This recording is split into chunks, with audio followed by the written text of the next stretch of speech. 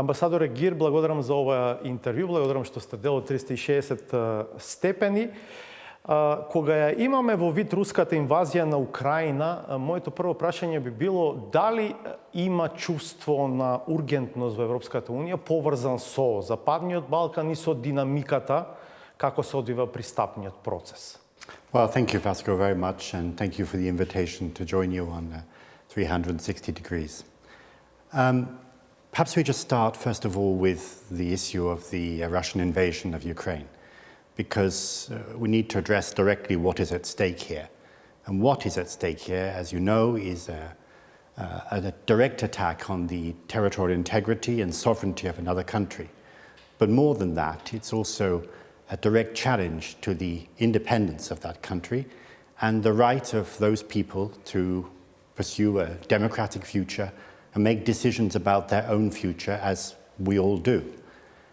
In addition, it's a challenge to the international order, a challenge to an order based on international law and agreed rules, instead having an approach based on the naked use of power, whatever the cost. Whether it is residential blocks being bombed, being shelled in Ukraine, whether it's hospitals, as we saw in the maternity hospital in Mariupol, whether it is schools. So this is really a direct challenge. And I'd like to also take the opportunity to commend the leadership here for its very clear and unambiguous stance and the solidarity it's expressed with Ukraine and with the people of Ukraine, demonstrating not only also a commitment to the European Union direction and aligning with the European Union sanctions, but also making a very clear moral choice.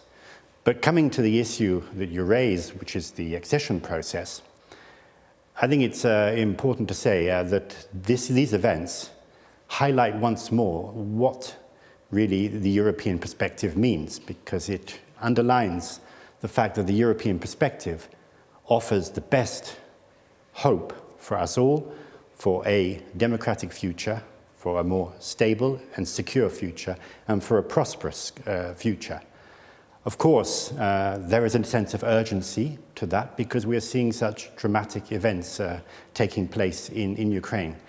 But that urgency, nonetheless, I don't think changes the fundamental methodology which is linked to the accession process, which, as you know, is about reform. And the pace of reform and reform itself is really about preparing this country and other candidate countries for membership of the European Union. That means making sure that they have a system of rule of law, they have a system which prevents corruption from burgeoning. That means that you have businesses which are able to compete in a single market of 450 million consumers. It's a very competitive market, that people who can compete in the labour market with the right skills and the right jobs. So it's a preparing for membership. So I don't see that process of carrying out reforms being shortened because it's in nobody's interest to do so. We need to make sure that the country is fully prepared for membership so that everyone can enjoy fully the benefits of membership when it becomes a member. Но знаеме дека во овој момент следниот чекор во пристапниот процес на Северна Македонија во Европската Унија не зависи од ниедно од овие прашања што ги споменавте. Ниту од прашање поврзано со владење на правото, ниту од прашање поврзано со борба против корупцијата, ниту од прашање поврзано со некакви економски параметри, туку од билатерално прашање со една земја членка на Европската Унија, тоа е Бугарија. The President of the European Commission, Ursula von der Leyen, herself said that the bilateral issue should not hamper the accession process. What we want, I think, is very clear. We want North Macedonia has fulfilled the conditions for the opening of negotiations. And so what we want to see is those negotiations opening as soon as possible. Now, there are two levels here. I think we've discussed this a number of times.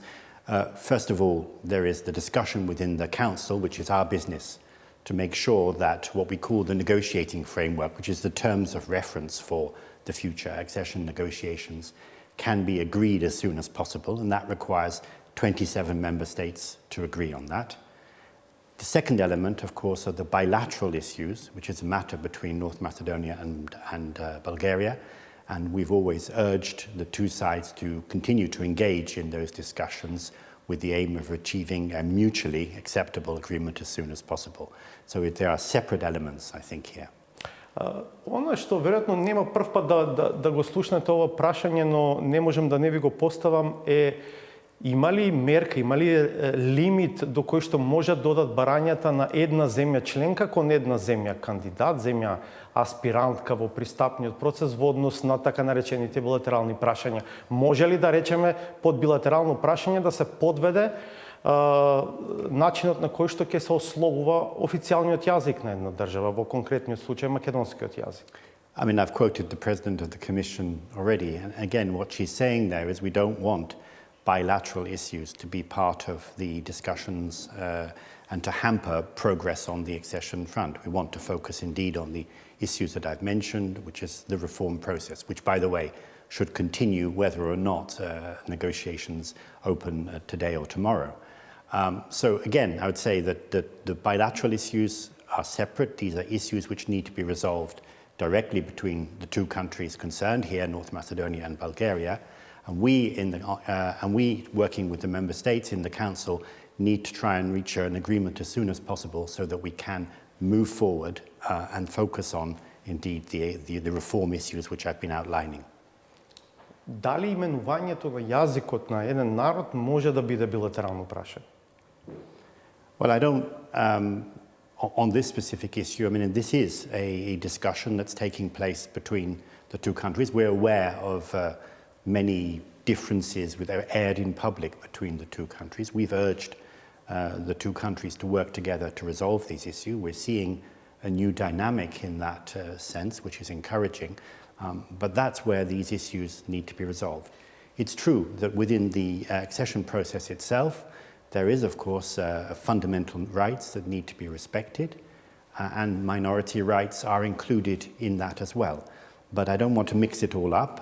This is a normal in the process of accession that the Commission would evaluate the extent to which the candidate country is respecting those fundamental rights. That's part of a normal process. Сега ме носите на следното прашање. Имате став околу бугарското барање за вклучување на бугарите во преамбулата на Уставот на Северна Македонија? This is a matter really for the two countries in the discussions that they're having. Those are sovereign decisions for them to make. That's not for me to comment on, and I won't comment on that further. Имате увид во тековниот диалог меѓу двете влади на Северна Македонија и на Бугарија? Имате ли некакви очекувања поврзани со тоа? I think what we've seen in the past months, since January really, and we've seen a new dynamic in the relationship. You've seen the working groups, you've seen an intensification of contacts, which is very encouraging. This is good, this is positive.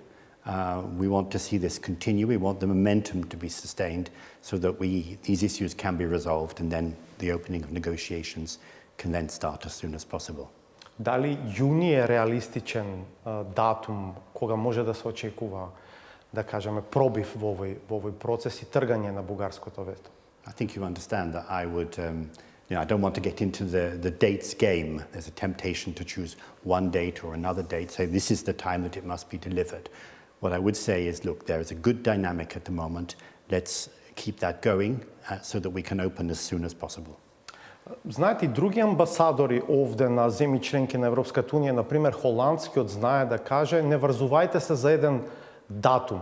Ама за Северна Македонија поминаа 17 години од кога го доби кандидатскиот статус, така што не е навистина еден датум, ова станува прашање на декади.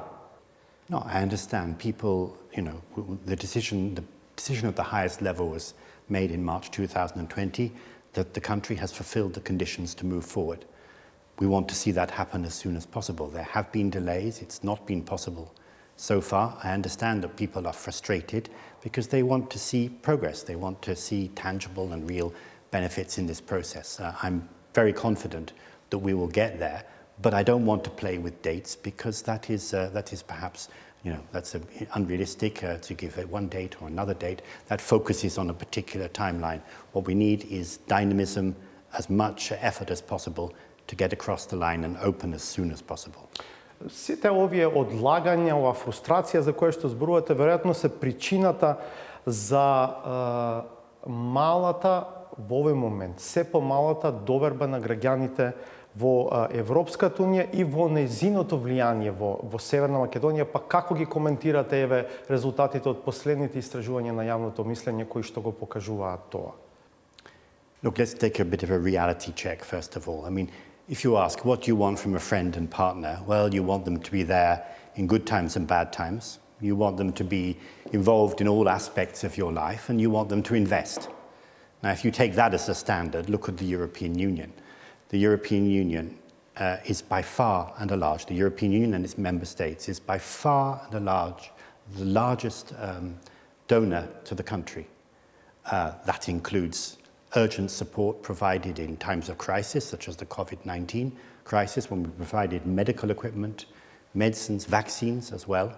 But that also includes the support that we've been provided, which is about 100 million euros a year. And you can travel anywhere in the country, and you will see roads, you will see irrigation schemes, you'll see waste management systems, young people being engaged, you'll see tourism projects, all of these practical evidence of the way in which that friendship is there and the real support that the European Union is providing. No other country or organization is anywhere near that. And then when you come to our relationship more generally, just take trade. The European Union, as member states, are by far the largest trading partner. If you take trade in goods, for example, 70% of exports are to European Union countries. Nearly 50% of imports are from European Union countries.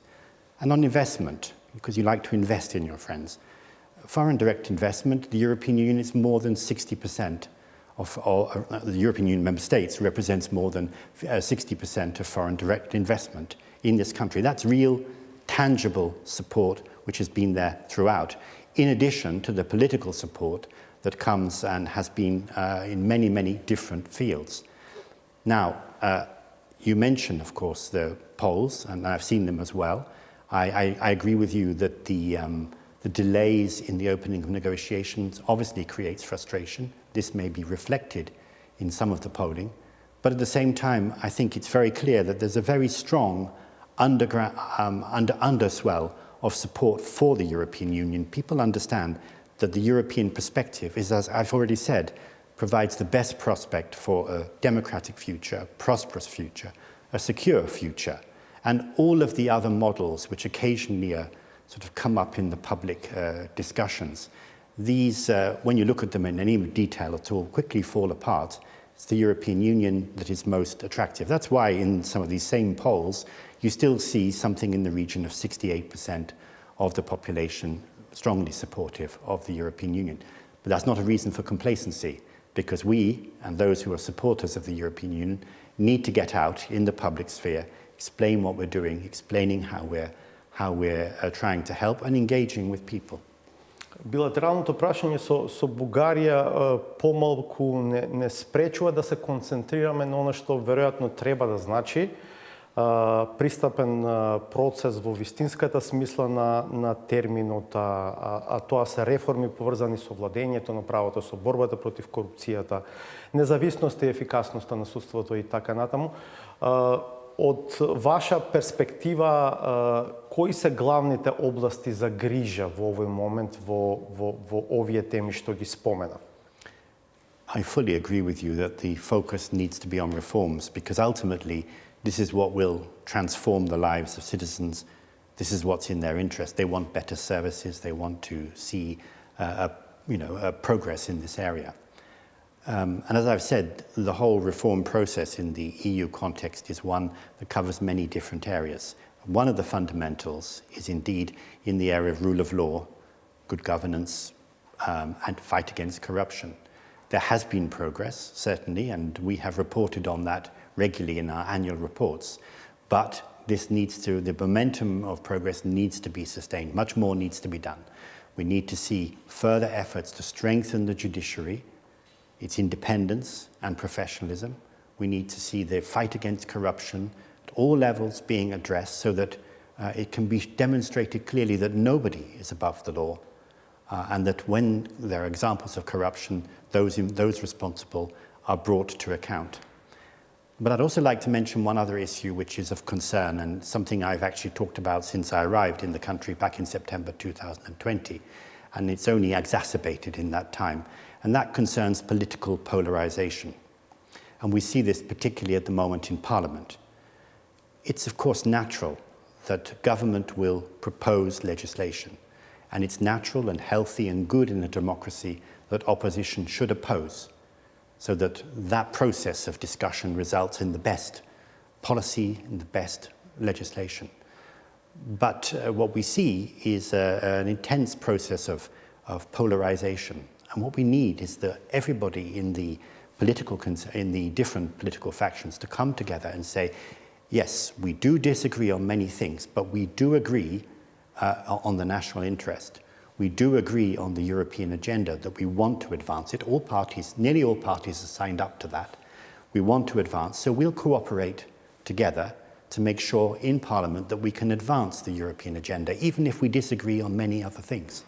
And that means then that there'll be less use of the European flag to cut short the debate, but it also means that legislation will not be blocked just because it can be blocked. Because after all, who suffers? It's actually citizens who suffer. The process of reform slows down, and citizens seeing this step back and become increasingly frustrated with politicians and politics in itself. And that's not a good state of affairs in a democracy. Ако добро ве разбирам, ова е порека и до владата и до опозицијата. Yeah, everybody has to work together in the national interest to advance on the reform agenda. Almost everyone is agreed that this is a common interest and a common goal, so they need to work together, including in Parliament. Кога се среќавате со премиерот и со лидерот на опозицијата, им го кажувате ова? When I meet everyone, from local mayors up to the highest level, I will always make the same point. There is a shared common interest in advancing on the European reform agenda. Please, let's work together to achieve that. Respect democratic principles whereby you will disagree and an opposition should be there to oppose, etc., etc. But please don't lose sight of the main goal, which is to advance on the reform process in the interest of citizens. И тие ви велат ве разбираме, а потоа во пракса прават нешто сосема друго. Everyone, I think, understands the need to move forward on the European agenda, but we need to see action. Благодарам што бевте дел од 360 степени. Thank you very much.